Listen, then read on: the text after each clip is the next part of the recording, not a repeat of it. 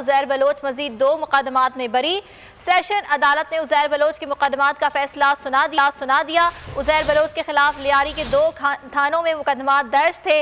Lyari gang war के सरगुना पर मजमूई तौर पर 68 मुकदमात दर्ज हैं। शाहिद हुसैन हमारे साथ मौजूद हैं। शाहिद हुसैन, आगाह कीजिएगा।